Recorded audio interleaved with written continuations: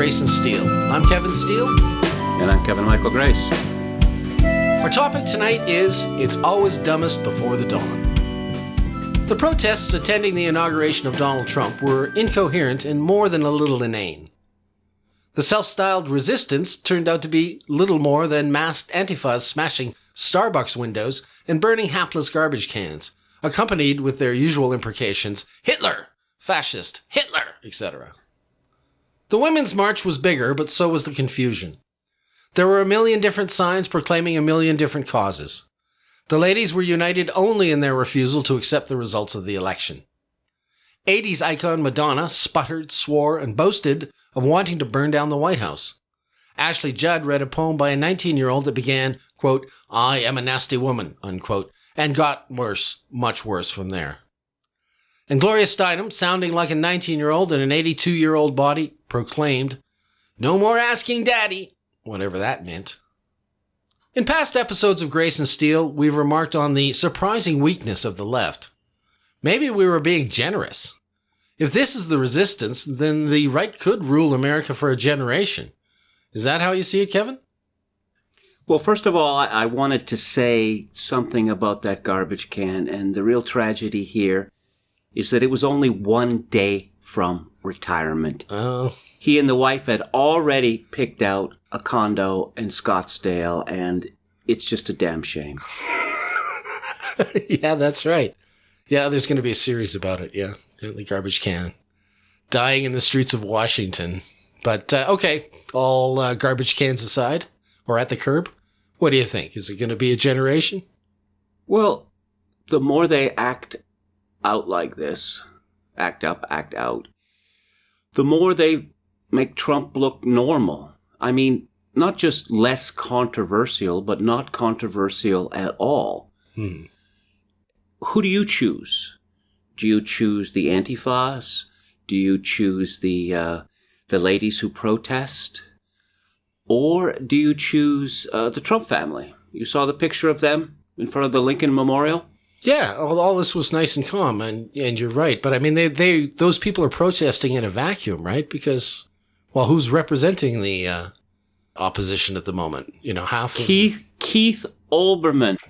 He keeps publishing these pictures of him, or I don't know what he's supposed to look stalwart or very resisty. He just looks ridiculous. Yeah, he kind of looks. He looks like Ben Stein on a bad day. Actually, that's what I keep thinking of. The teacher, Ben Stein is the teacher. No, but Ben Stein has this pissed off look. Keith Olbermann has this "I'm a scared" look on his face. Yeah. I mean, he starts out by literally draping himself in the American flag, and it looked like it was a blankie he was hugging. Yeah. I haven't seen anything of him after the election, so I haven't gone looking for him. Or not election, the inauguration. I haven't gone looking for anything that he's done. I was sort of transfixed by the inauguration. I'll save you the effort. Apparently, everyone's becoming an expert in Germany circa 1933. Oh, right, yes. But that's been going on for a while, hasn't it? You know, this is No, they're really getting into it. Oh, okay. They're really getting into it. Okay. As I joked a few days ago, these Antifas and the rest of the Resistance are so looped that they don't understand that if they killed Trump or made any serious assassination attempt, that would be America's Reichstag fire. There's your circa 1933 reference from me. You've remarked on that before. Do you think that they are... I know that some people are, like Madonna, are contemplating terrible deeds, and I know that some people were fervently wishing for it prior to the inauguration. Maybe that was the fascination they had for the whole event, seeing how close the Antifas could come to causing an actual disturbance. Or maybe somebody would actually, fire upon Trump. I'm not sure what they were wishing, but it sounded like they were wishing harm on a lot of people. It turned out to be quite a calm day, yeah, in terms of that. Did you see the whole inauguration, or did you watch it all? Or I just watched clips. Oh, okay. All right. Well, we had it on all day in this house. And it was mighty impressive, pageantry and, good-looking family. And in the coverage of the Daily Mail, I was surprised at how they treated it kind of like royalty. They treated it... Well, that's the Daily Mail style. Yeah. They treat 19-year-old wannabe starlets as royalty at the Daily Mail. Yeah, well, they kind of went over the top with Trump. They covered everybody. They seemed like everybody in the family had an article about them, right? And there were like 100 pictures of everybody. So, Well, I don't have the cable U.S. Stations, so I would have been forced to watch this on CBC or CTV News World, which I determined that I was not going to do because they talk about this Trump phenomenon much in the way that in the 1950s they would have shown pictures of Ubangi warriors from Africa, and they bring in some expert to explain these strange tribal customs. Oh, yeah. Okay. Too bad they didn't do the deplorable. I was watching some of that the night before and the protests there. They managed to keep the protests going out front there for a while. And they was that always a gay event, or did it just become entirely so recently? I watched it up to Sheriff Clark, and it was pretty gay before that. Well, Sheriff Clark is the least gay man in America. Yeah. Well, it didn't look like a whole lot of fun, the deplorable. It was just a typical mixer, right? That's all. There wasn't much beyond at least the speeches that I saw. And, Richard Spencer got sucker punched. I guess I should mention that Slate thought this was hilariously amusing, and they captioned the picture or the lead-in to the video as Richard Spencer taking an alt-right. They've decided to take the Sandy Dennis approach to internet journalism. Violence! Oh, yeah. And I thought that it would be amusing if the editor of Slate, Julia something, were to be attacked in public, that I could caption it that Slate editor gets cold-cocked. Cocked. Get it? Well, I mean, that's the thing. The press didn't really show any signs of changing their tune. I did notice heard a few notes of maturity in from a few of the commentators. Chuck Todd and Jamel Bowie were sounding sensible for about 10 minutes there. But, there was a lot of whining even in the inauguration coverage. So I don't think we're going to get much change for a while. Not much change in tone, which, leads me to think that it's going to be a long time coming out of this coma for the left, until they can get their feet back on the ground. Look, everyone understands that something that one has dreaded happens. And then one realizes that the sun is still shining, the birds are still singing, and vaping is just as exciting as it once was. Mm-hmm. Yeah. Yeah, in our lead up to this, you made the observation, that we had these two protests were of a piece, in the sense that on the day of the inauguration, we got the political reaction. And then on the Women's March Day, the Saturday following, we got the social reaction from the left. And, of course, we're making fun of both of those in our introduction here. The social reaction, it seemed larger. I mean, it certainly was larger than I expected it to be, but it wasn't coherent at all. Do you think the social protest will be more the tack that they take over the next... Well, I suppose this is a male versus female thing. That the inauguration protest was Trump is literally Hitler. Yeah. Whereas the Women's March was Trump is bumming us out. Mm-hmm. Yeah. Now, I want to say that if these people were serious, what they would do is look at the election. And they would have to come to the conclusion that their suppositions about the election and about the American electorate were horribly wrong. They all thought that Trump was going to lose in a landslide. Hillary complained about why she wasn't 50 points ahead. And this was the general thinking. Looking at how they lost would bring them to a consideration of why they lost.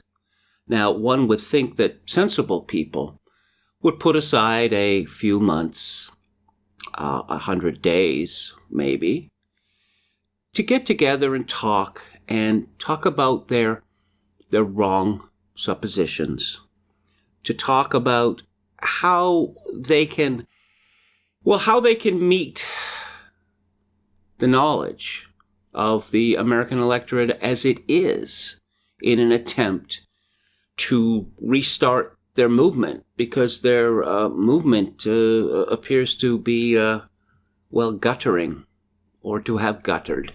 It's a big movement, and it's a long movement. It goes back, 50 years, the changes to the culture that we've been talking about, the serious changes, the pause, as we often refer to it. I mean, this is potentially a big ship turning around, and maybe they just don't see it turning yet. Maybe they don't understand how profoundly things have changed. Now, Trump, he's the vulgar man who talked about grabbing pussy. I saw all of these signs and all of these women, many of whom were wearing very tight clothing, including yoga pants, which they should not have been wearing. You're not going to grab my pussy. No, wait a minute here. I thought the problem with Trump was that he was intolerably vulgar. But you people are as vulgar as he is, and probably more so. And much of your social revolution has been based on the idea of, settle down, granddad. It's not the end of the world that people are swearing in public and swearing in TV, or more confrontationally, fuck you if you can't take a joke. Right, okay. This is the world that we live in, and here we have a politician, that the first one on the other side, who has realized, who understands the world that we live in and uses it to his own benefit. And the resistance is absolutely shocked that such a thing could ever happen. No, yeah, fair enough. But is it spreading as well? I mean, we talked an awful lot about the Twitter trolls as well. I mean, that his vulgarity seems to have spread. And so they see a technique being used on them to great effect. And they're crying foul. Of course, it's too late. They let the cat out of the bag. I understand that. I mean, what do you think they could? What can they say at this point? I don't know. Do you have any advice for them? You said, okay, they should regroup, but you talked as if this was a normal year. I think that's what you were implying. If this were a normal year, they would go off into the corner and start discussing how they could win back the electorate. But this is a generational shift we're talking about. Can they go back in the corner and discuss that without sending half of them off to go commit suicide somewhere? Because the whole world has turned against them. I guess, I mentioned this in a previous podcast. They might want to think about the question, what do we want? What is our version of the good society? Because if what they're going to do is to attack Trump on the basis that the Republicans attacked FDR and Truman after 1932, then we are looking at the Trumpites ruling for a generation. To recap, the Republicans took the view that the New Deal was an intolerable attack on American liberties, and the American people won't stand for it. Well, I believe it was certainly an intolerable attack on American liberties, but the fact is that people did tolerate it. And the Republicans, for a generation, until Eisenhower, were arguing that we got to bring this country back to the good old Herbert Hoover days. And guess what? That's not what the people wanted. Okay. So do you think that they're going to get stuck out in the wilderness with the same thinking? I mean, based on what we saw in those 2 days, I guess there's a possibility. But I think the leadership is going to move in quick because, those guys are hungry for power. They don't have any leadership. They have a bunch of very old people at the top who show no signs of buggering off to raise llamas or whatever it is they should be doing. And they have a bunch of, based on the clips I've seen on CNN, they have a bunch of angry young black women with shaved heads who are so angry that they can be barely understood. Yeah, they also have Cory Booker, Mr. Manny Petty, who they've been talking about him. And then they were talking about this. They've got Julian, take me to your leader, Castro. Yeah, and they were talking up this somebody, Thickenlooper or whatever. Looper? The guy. Thickenlooper. Yeah, right. Yeah, sorry, I can't really say that name without giggling a bit. I can't even say his name because I can't remember it. But yes, from Colorado, they were talking him up, although he looks sort of like a Michael Dukakis kind of guy. They have a really serious intersectionality problem. Mm. They have been sucking up to these people for years and years. Oh, yeah, white people. Oh, yeah, white male privilege. And now the minorities are saying, we Democrats now. Mm. How can they oppose this? You saw that Jon Favreau, the speechwriter for Obama, got attacked as a fascist. And he was sounding like some black woman was reduced to blubbering, you don't know me. Hey, check your privilege, guy. Hey, are you white and are you male? Well, yes and yes. Well, then shut the hell up. That doesn't bode well for the country as it is currently constituted. It might work well in 2050 if demographic trends continue, but we're certainly a long way from that. So you think that?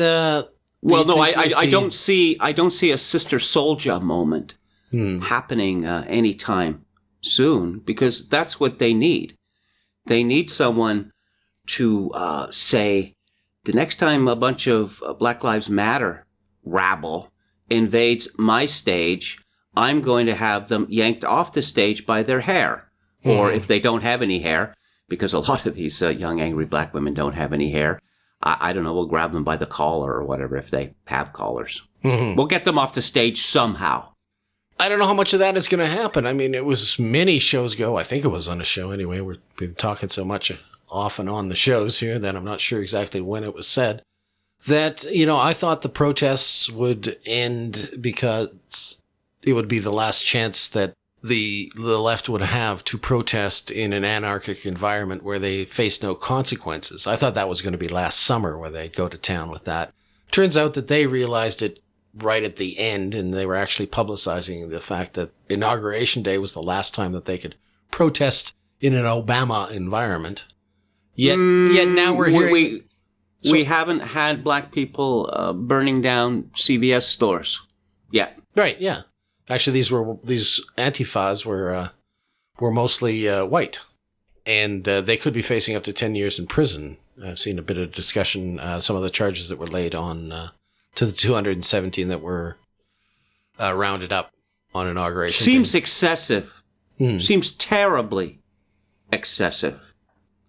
Yeah, well, we didn't. They did actually torch a limo. There was a pretty serious fire there, and it wasn't just a garbage. And we're going to send people to prison for 20 years for burning a car. 10 years. 10 years. Okay, well, this is the civil libertarian me coming out, but no, this is absolutely excessive. Mm-hmm, yeah, but it could happen, right? I mean, it's not up to us just because you. I wouldn't count on it. Yeah, I think that the fear is the most important thing. Tom Wolfe remarked that this remarkable thing happened with a previous résistance, previous LARPing at Revolution in 1970. That at the time that school broke for the year, university, in the spring, it was, revolution, tomorrow or the next day, it's going to be a revolution. And then when the students came back to university in September, it was over. What happened? A bunch of students got shot to death at Kent State and at Jackson State, and the kids realized that LARPing at Revolution could get you killed. Right. Well, that's pretty excessive, I'd say. Shooting protesters dead. That should awaken the civil libertarian in us all, but it did happen. And so these people could go, they're facing up to 10 years. That is the maximum charge. And I don't know, do they make an example of these people? It certainly would give people pause. I don't know, other movements like Black Lives No, Matter. I think politically it would be a bad idea because it seriously plays into the idea that Trump is an out-of-control authoritarian. Yeah, but he's going to get accused of that anyway, so who gives a rat's ass what they think, right? No, we're talking about the normies here. Oh, I see. Okay. Mm-hmm. Because that's who we're all concerned with. Well, yeah, but the normies are getting a little sick of this Antifa stuff anyway, right? Aren't they? Are they not Yeah, tired? and the normies might remember the time that they got a little out of control on graduation night or whatever, or after their team won the Super Bowl, and think about the possibility of spending 10 years in prison for those hijinks. Oh, no, but those are not political protests, right? You know, hijinks are one thing.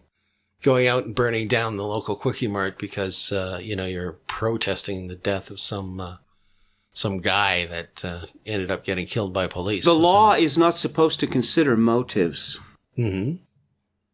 And it's a bad idea for the law to consider motives. All right. Go easy on them then. I'm not saying, well, they should face reasonable sanctions for their actions. They have to face greater sanctions than they would under the Obama era, as far as I'm concerned. You're going to have to put a lid on this stuff, otherwise it's well. I just mean, one of the things that may have happened, that we may have turned this corner, that the Antifas can no longer expect to be shielded from the retribution that they so rightly deserve by the police that they hate so much. Right. Okay. Oh yeah, we're gonna take it to the alt-right. We're gonna take it to the Nazis or whatever, and they smash a bunch of people over the head with their signs or whatever. And when these guys look like they're about to knock their teeth out, oh no, these bad people! Oh no, please save us!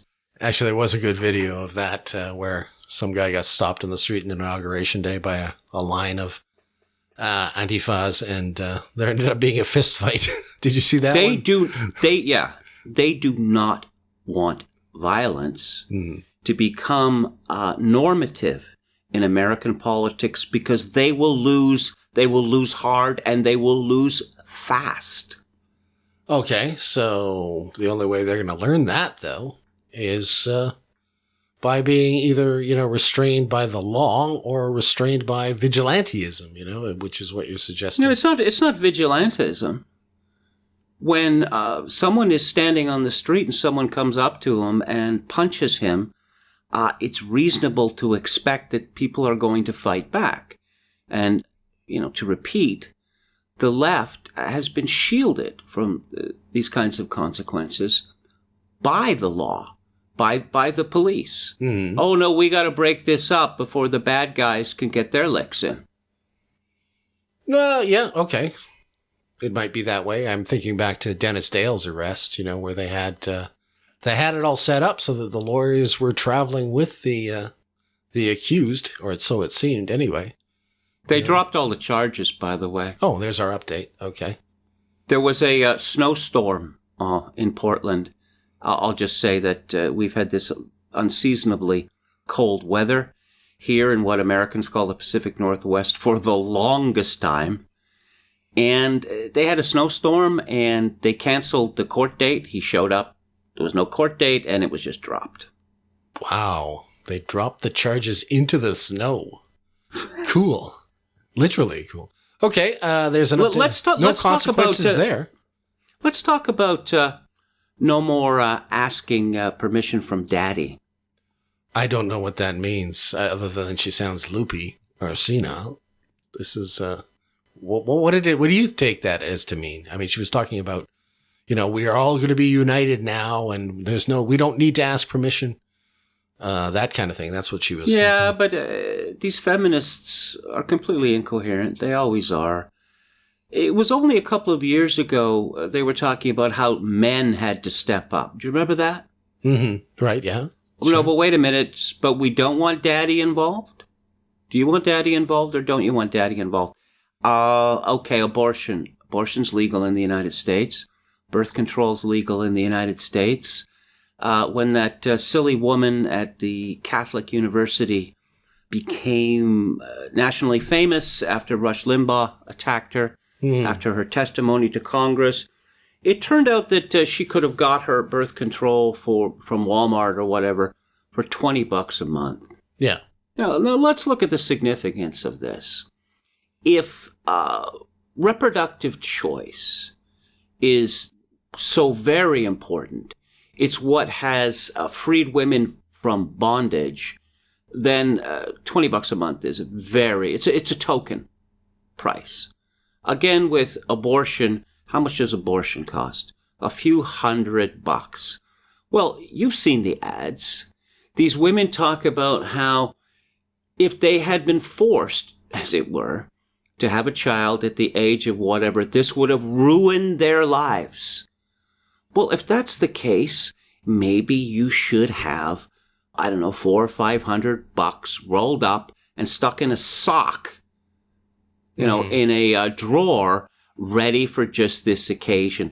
They need daddy, apparently, not only to pay for their freedom, but to pat them on the head and to say that, yes, we approve. Well, that's why, when we were talking about this show, which direction we should go, I had pitched the idea that Steinem was the perfect icon for this receding of the left, because she rose up during the time of the rise of the pill. She became famous 62, 63.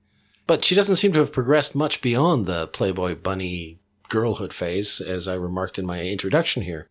So now we're seeing the possible defunding of abortion. She's up there saying things like no more asking daddy at 82. But I believe she's childless, isn't she? So she's speaking from a child's position, not from any experience as a parent. Am I correct in that? Well, they're all speaking from a child's point of view, because if you, I don't want to go, MRA here. I'm not going to. The pill liberated women, and it allowed them to be irresponsible. Now, I should also note, which is very important, that there are all these men cheering them on. Mm-hmm. It's like, hey, you mean I don't have to wait to get married? To get laid? This is great! But it's had far more important consequences for women than it has for men. Mm-hmm.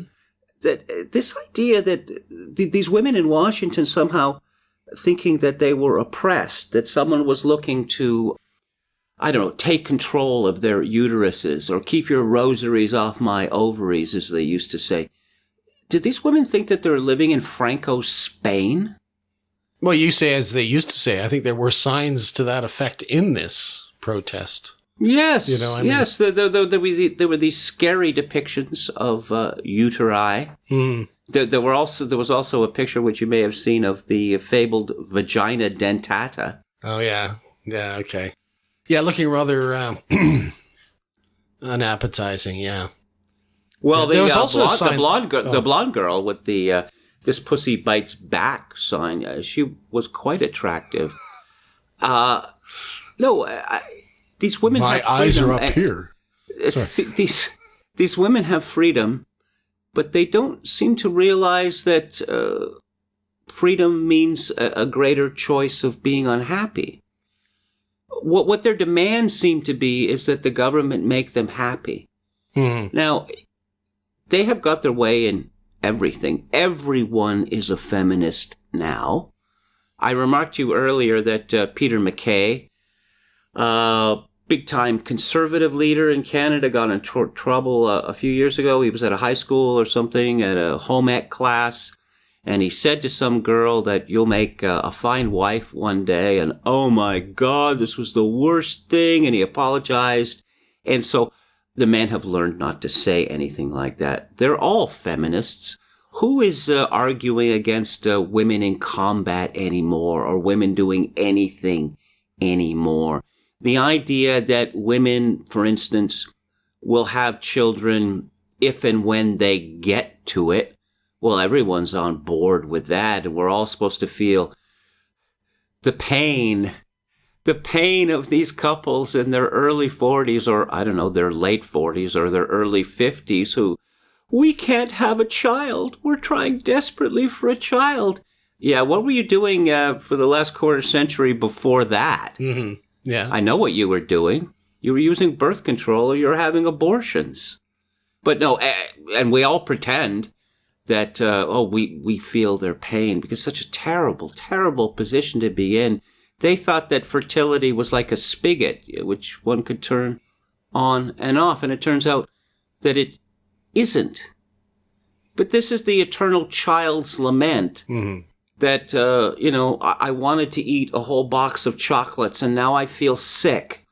So, Steinem, we can write off her no more asking daddy as simply an indication of what? The resistance immaturity?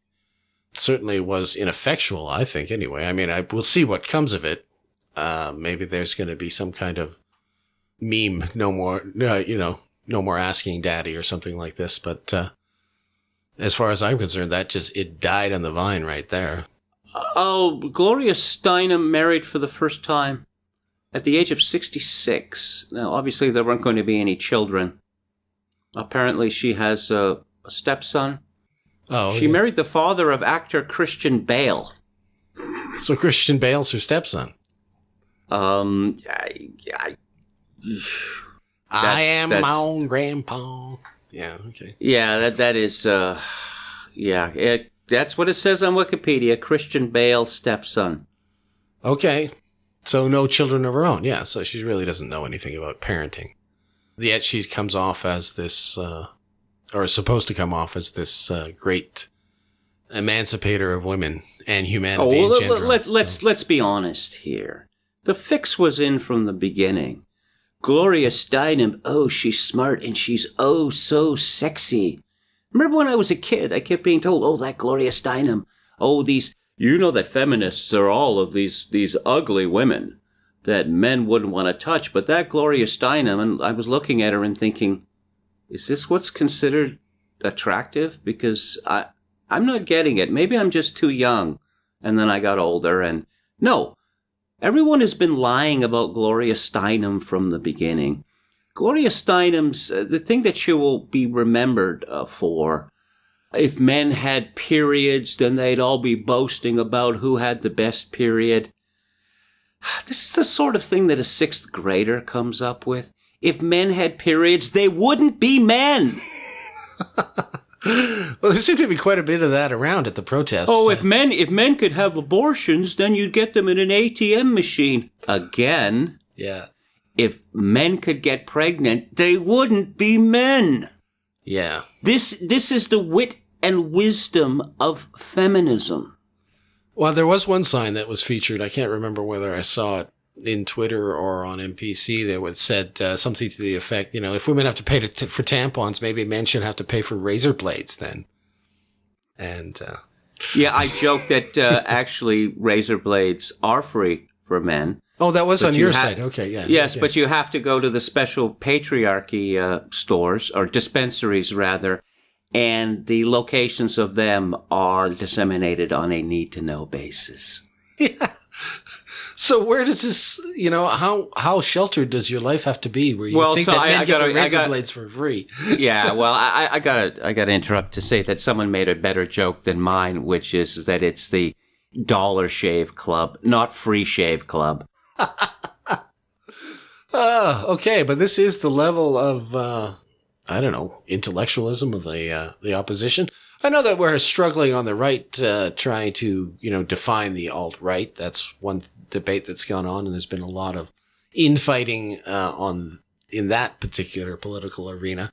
So, everything's not hunky-dory over on the other side of the aisle, but, there doesn't appear to be much introspection at all on the other side. It's just all back-patting and, proclamations of unity over nothing, There has never been any maturity on the other side. The New Left, which came about in the 1960s following the Port Huron Statement in 1962, was based on this idea that the old left was insufficient because it was too straight-laced. These old guys didn't know how to party. And they were always, harshening people's buzz. They were as bad as the right. You people need to study hard and work hard and be responsible. Well, we don't want to be responsible. We want to have fun. Mm-hmm. And then, then they, after the collapse of socialism, that's all they had left, identity politics.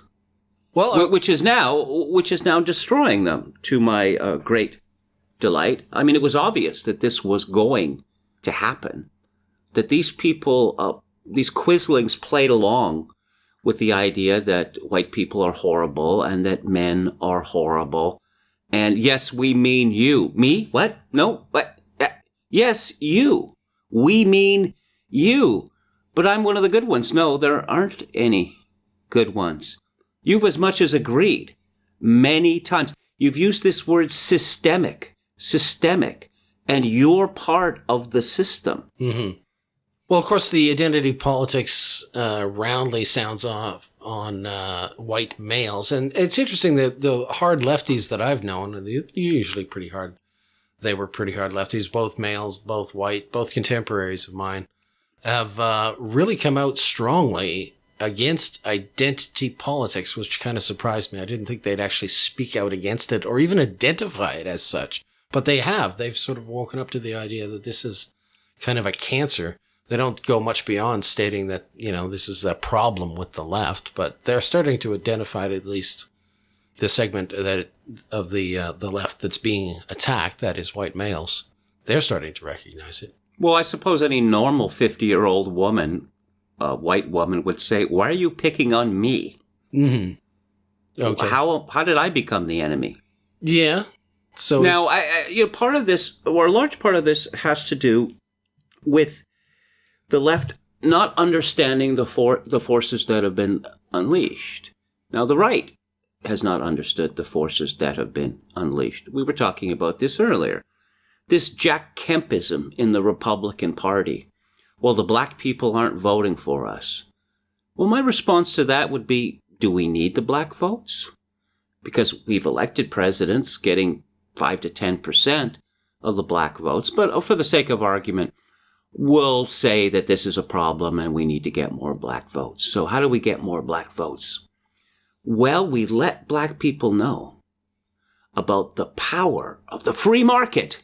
And we are going to unleash the free market in the inner city.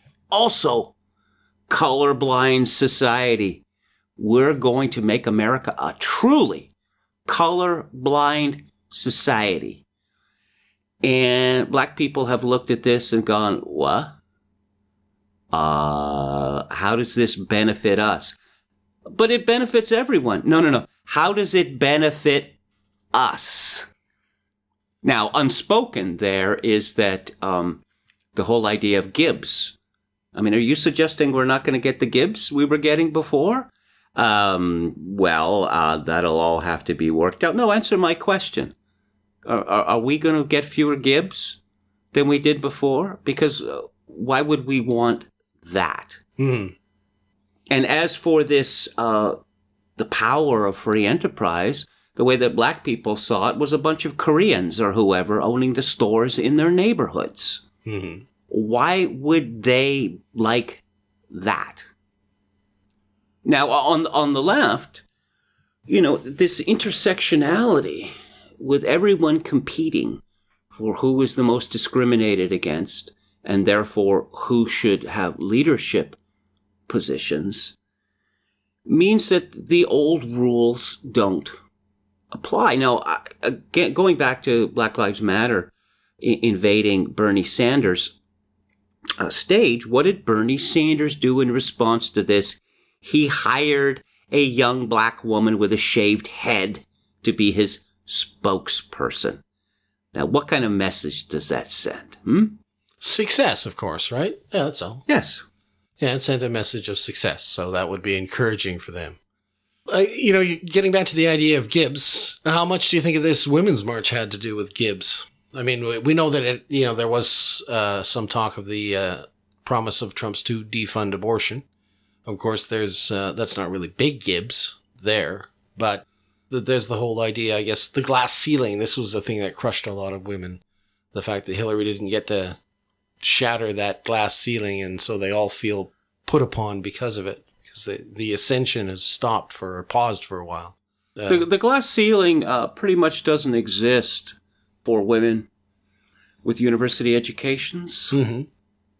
Okay. Now, look, the glass ceiling is going to exist so long as women keep having children.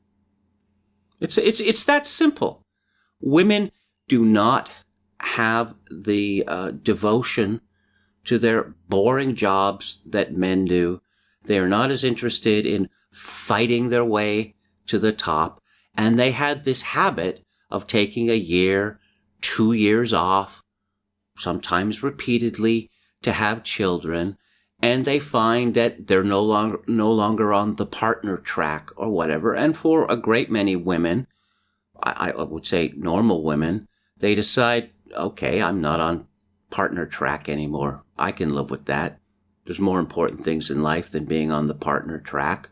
For those women who are committed to being on the partner track, to your Gloria Steinems, who have determined to maximize their utility, well, no one's stopping them, and really no one is criticizing them. Yeah, but they feel they shouldn't have to make a choice, which is odd. In fact, I just want to remark that, in doing a quick bit of research about Gloria Steinem and looking on Wikipedia, it's just interesting to note that this is actually how she broke through in journalism with a 1962 piece on women having to make the choice between a career or having children, and whining about that. Interesting that she would be up there, I guess, at this particular time. I see her being up there as a symbol of an end of that era. We still have the, I guess, same social and scientific forces in play, and that contraception isn't being withdrawn. But there's some kind of break going on, and they're not happy about it. I'm not sure if I could actually define it, but it's nice to see Gloria Steinem at the other end of it. Biology is destiny, as Freud, I believe, said. You have this feminists complaining about informal male social networks. For instance, how do you get ahead in a job? Well, there's all sorts of ways of getting ahead. One of the ways is that you get together after work with a bunch of people from work and have a whole bunch of drinks or whatever, bonding. And it's unfair that men do this. Well, you could do this. Oh, but what if I want to do something else as well? Well, you see, this is what's hilarious. This is a commonplace. Everyone knows about it. There have been so many movies and TV shows made about it that some guy, he gets to be 45 years old and he's near the top of the heap. And his wife tells him, I checked out of this marriage a long time ago because you checked out of this marriage. You're never around. Do you even know the kids' birthdays? They barely see you, etc., etc. And in many of these productions, the man, oh my God, what have I done? Mm-hmm. I've sacrificed my family. I've sacrificed my life for this idea of getting ahead. Everyone has to make choices. Okay. They don't seem to want to, I guess. That's the, the infantile aspect of Gloria Steinem. She starts her career off with this, and then at the end of her career, she's saying, no more asking daddy. It's both, it's of a piece. It's infantile, no, it just occurs to me, and I feel stupid for not mentioning it previously. It's so significant. No more asking daddy. Is she still looking for her father's approval after all this time? Is that what it comes down to? Do you think? Is this a Jewish thing where these women, they want it like it was back in the old country, but this is the new country and we don't have to live by your rules. Yeah, take that.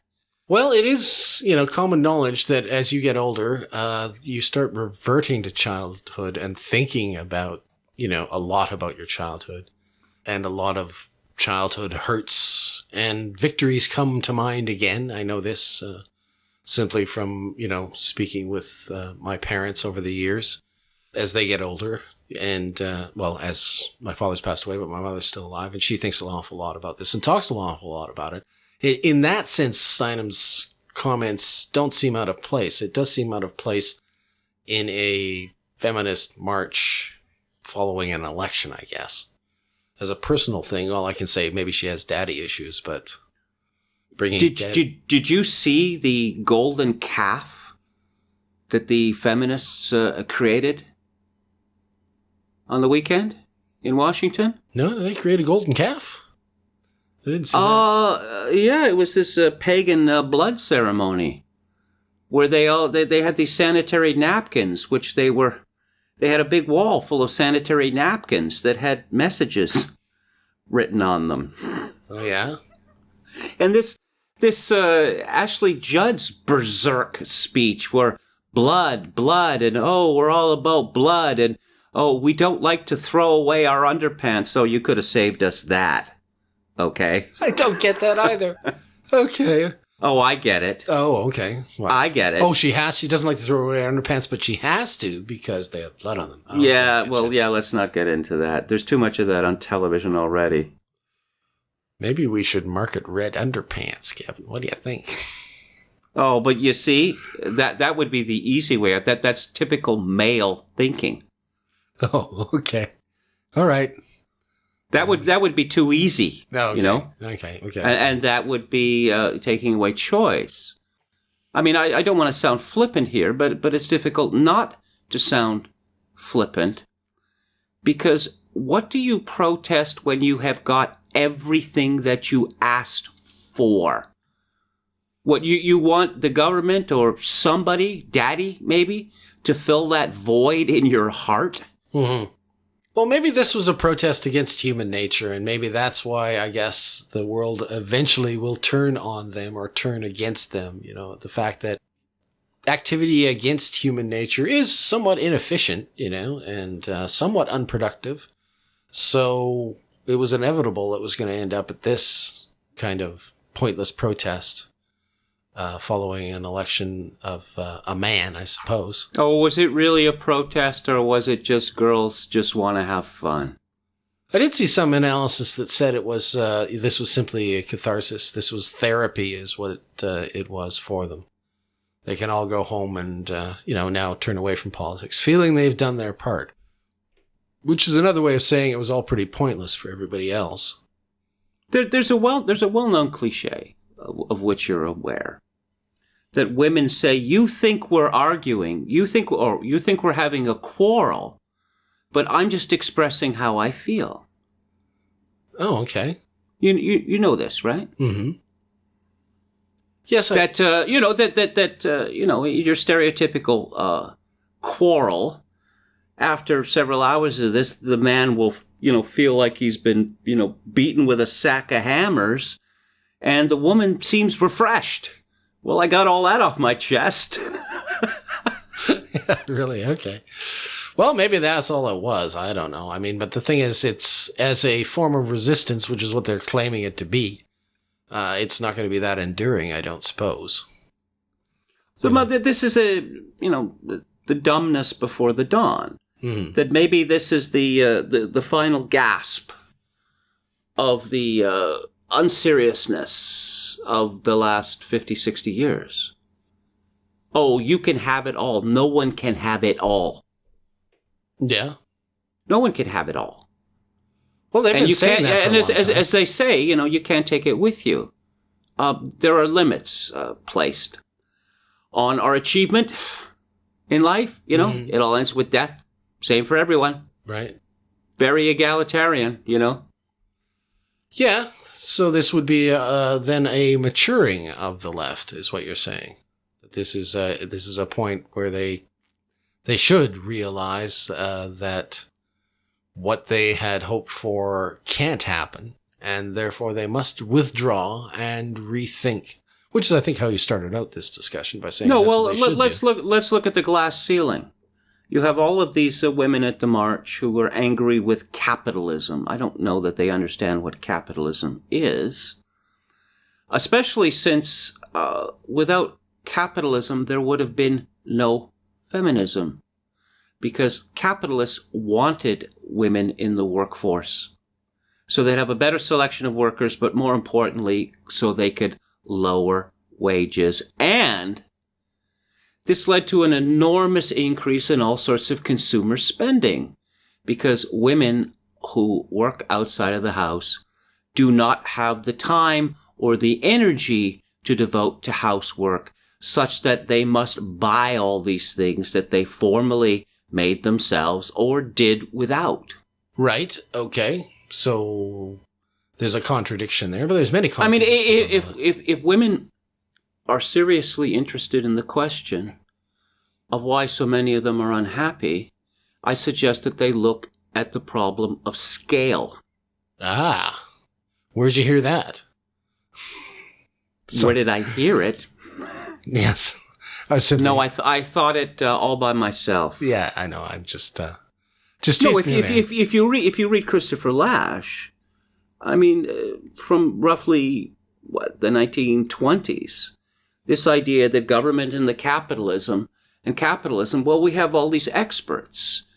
The folk wisdom, well, that's old and that's antiquated and it's swept aside. All the experts are stepping in to show you, by force if necessary, how things should be done. And, you know, it's... Women like to think that they're important. Men like to think they're important as well, but women like to think of themselves as being important in different ways than men do. Typically, women think that men's idea of their own importance is vastly exaggerated, well, which it is, almost always. But what is it about the world that we live in that is going to make women feel important? What is it that they can give to the world that no one else could give? War with Russia. Well, that's what Louise Mensch, yes. Yeah. Yes, Louise Mensch, she wants her war with Russia. But no, if you know, this idea, you see this with the rise of surrogate childbearing. Oh, this is a tremendous freedom. Is it a tremendous freedom? What good are you? I mean, no, we don't even need you to have our babies anymore. We can farm that out to poor people and hopefully, very soon now, machines. The artificial womb. I don't think they're there. I don't think the majority of women are there. I don't think that's what they're butthurt about. I mean, I've run into women in my life here that, you know, they're severely put out by this American election. I'm in Canada. These women didn't get to vote. I didn't get to vote. And yet they're feeling that this was some kind of personal affront. And that, you know, if they're given an opportunity, they're going to be like that woman on the plane. I don't know if you saw that yes, video. I saw it. The one where she accused the guy of being some kind of international war criminal for voting for Trump, who put his finger on, he has his finger on the button, et cetera, et cetera. I mean, I read that. Did you see what she demanded? Yeah. Of the passenger? Yeah. Do you believe in gravity? Yeah, well, I think she said in that annoying old lady liberal voice of hers. And I was thinking, you know what they should do? They should throw her out of the plane at 30,000 feet so she could prove the truth of gravity in real time. I don't know. I don't think she actually knew what she was saying there, because she said gravity is a theory, I think was the quote, actually. As if she was trying to make some point about maybe global warming theory. I'm not sure what she was saying there. I think she was just confused and she was trying to dredge up some argument. No, I think that gravity, in the sense of Newton's apple, is a physical law. Right. Oh, well, whatever. Anyways, what I took from that is that this woman is, you know, the equivalent of women that I have met. They are just so butthurt to the point of being completely unreasonable, emotional. Yeah, but it's the zeitgeist, you see. Because women, well, of course, not all women, hashtag have this desire to impose conformity on other people, particularly men. And this idea that, well, Trump shouldn't happen, and so it can't happen. Now, it's quite possible that women will come over, you know, to the other side. And that, well, no, of course, Trumpism should reign forever. Well, it's got to reign forever because that's what we believe. Right.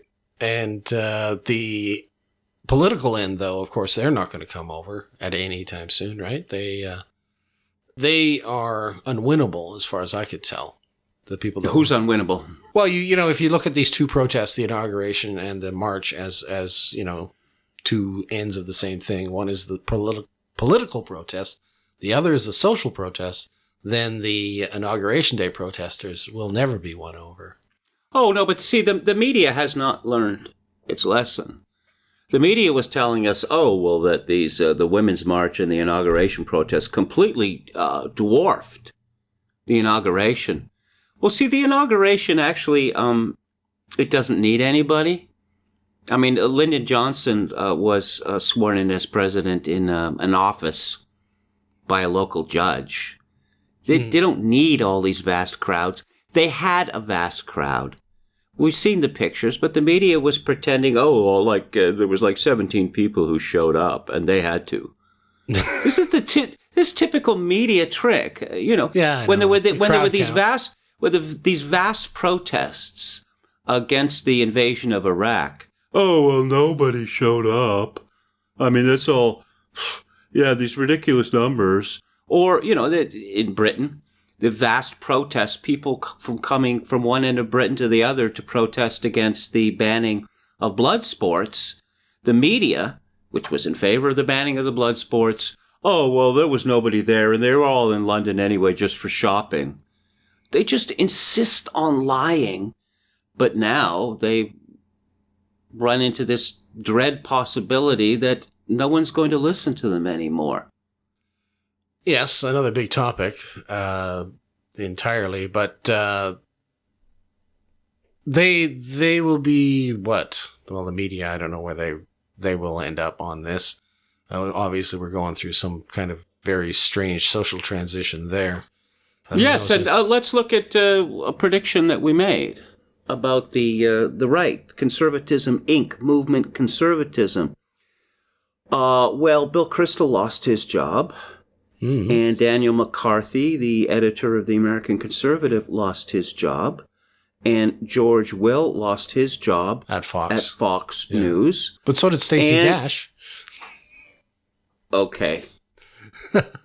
Go ahead. I have to confess, I have never seen Stacey Dash on Fox News. The only thing I know about her is that she's a quite attractive woman. And I mean attractive. I mean, actually attractive, not Fox News attractive. Like George Will, yeah. Sorry. Anyways, yes, I know what you're saying. Okay, so we're looking at these losses here, is what you're saying. Okay, yeah, that's this has come to pass, that the conservatives now are being swept aside one by one. And Megyn Kelly moved to NBC, and Tucker Carlson took over, and Fox News didn't miss a beat. In fact, the ratings went up. Now, there's usually a honeymoon period when someone new takes over, but I don't think that Fox News is going to miss Megyn Kelly at all. Tucker Carlson seems, have you seen any of these clips of his interviews? Yes, I have. They don't need Megyn Kelly because they got this Shep Smith guy. Holy God, is he awful. Anyways, moving on. Oh, geez, I listened to him on the inauguration day, and I was like, oh, man, I can see why people complain about this idiot. No, Shep Smith's career has been a mystery to me, these many years, because the first time I saw him, I thought, this guy looks like a gay serial killer. Why is he on TV? And he's still on TV, and he still looks like a gay serial killer. Unlike Anderson Coupon, who looks like a gay robot. He was bitchy, and he was snarky all through the inauguration. I was thinking, man, they could unload this guy, and I wouldn't. But I'd start watching this station more. Tucker Carlson. It's just, I don't know how long he's going to be able to keep this up. But what happens is they trot out this leftist idiot, and I use the word idiot advisedly. And Carlson, very amusingly, unlike someone say like Bill O'Reilly, who always looks like he's very close to punching someone in the face. It's that Tucker Irish. Carlson, Tucker Carlson just dismantles these people while, laughing, smiling. And then, the next day, some other leftist idiot walks into the studio to be dismantled, and people seem to be loving it. Yeah. I think Jon Stewart. This is part of the change. Yeah. That Bill O'Reilly, again, he seems so angry, Tucker Carlson isn't angry. Bill O'Reilly's always, straining to make some point. Yeah, we're reasonable. We're the reasonable people. Well, when you carry on like that, you don't seem very reasonable. Tucker Carlson seems eminently reasonable. Mm-hmm.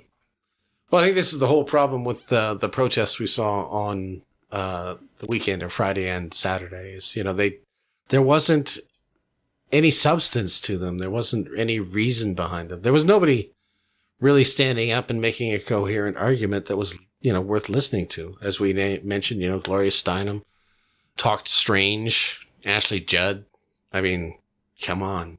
And then Madonna getting investigated because she dreaming of blowing up the White House. These people have they've hit a wall. This nasty woman business, nasty pussies. What was it? Madchen Amick, this actress. Oh yeah, this sister taught me how to be a nasty pussy. Why don't you say that out loud? Doesn't sound very pleasant. Nasty woman. Who would want to be a nasty woman? Wasn't that their brief against Donald Trump, that he's nasty? Oh no, we have to be nasty too. Do you? Do you have to be nasty? And the way that they integrate sexuality into this talk of nasty women, it's a sexual thing originally. The sort of woman who's going to get up to things that, right. No more, Nasty missionary stuff. No more missionary position with the lights out. This is highly. And, is that how you're defining yourself?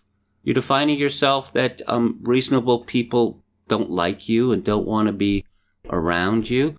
I mean, Madonna, she gave this extraordinary interview that Camille Paglia took her to task for. She was pretty much complaining that she never got to do anything she wanted, or that, it had been an enormous struggle the whole way. It's just this titanic struggle. No, it wasn't.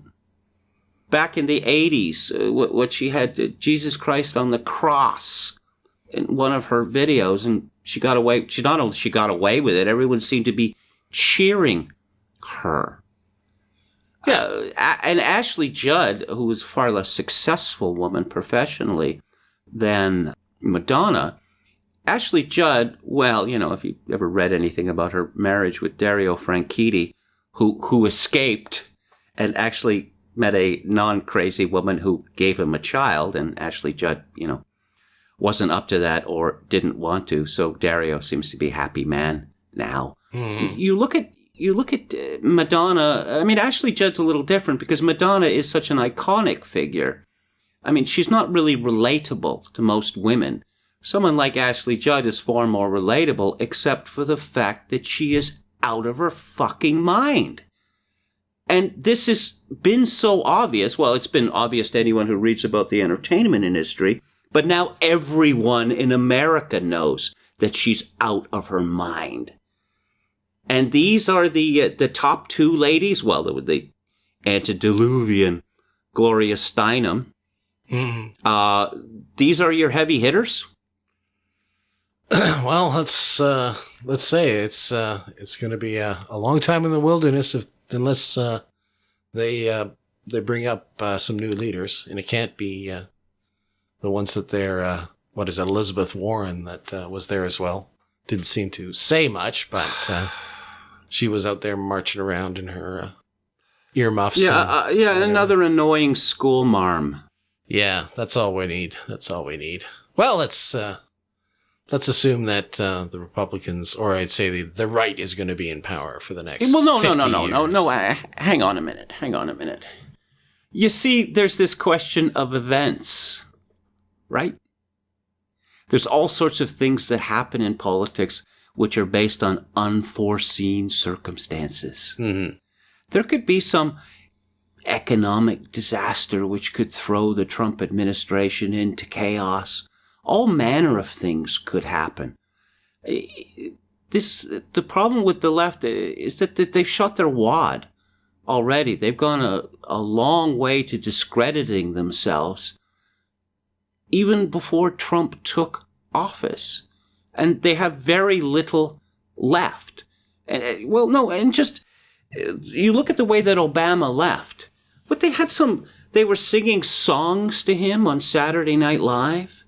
Oh, yeah. Praising his great accomplishments. What accomplishments? What on earth are you talking about? Do you want to talk about all the countries he's bombed? One bomb every 20 minutes. I saw someone on the left, on the real left, made a very good joke with two pictures. One, a picture of Obama crying, again, wiping a tear from his face. And another picture of a drone with the caption that, leaving office, President Obama says a tearful goodbye to Droney, his favorite drone. Yeah. And my joke was, remember when Droney bombed the shit out of that Yemeni wedding procession? Those were good times.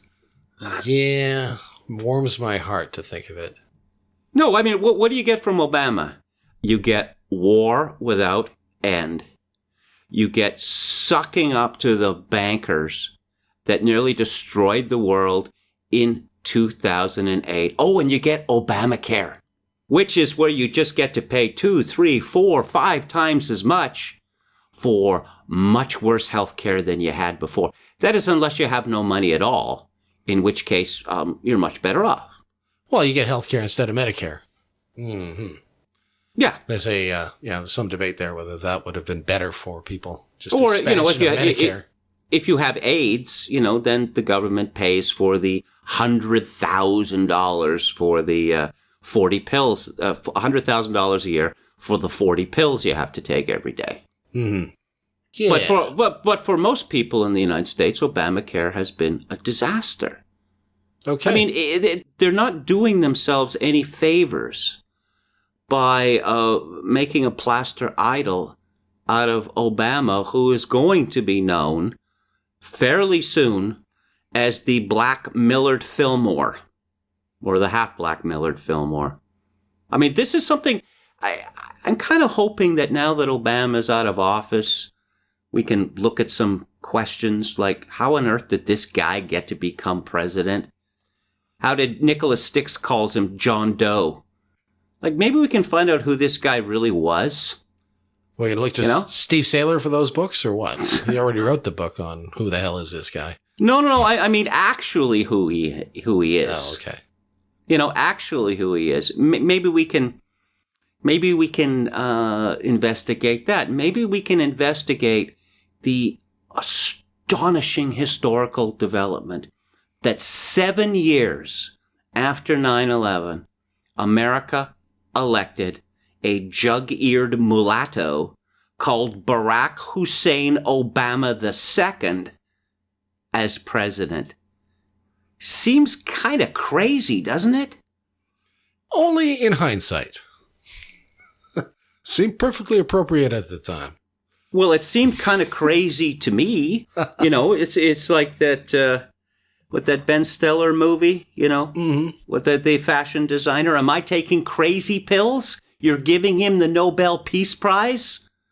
For what? And did I imagine that the president's wife was made dictator of school lunch, and she decided that every school child had to have a lunch of cauliflower and slop? Did I imagine that, or did that actually happen? Yes. Looking back, good times.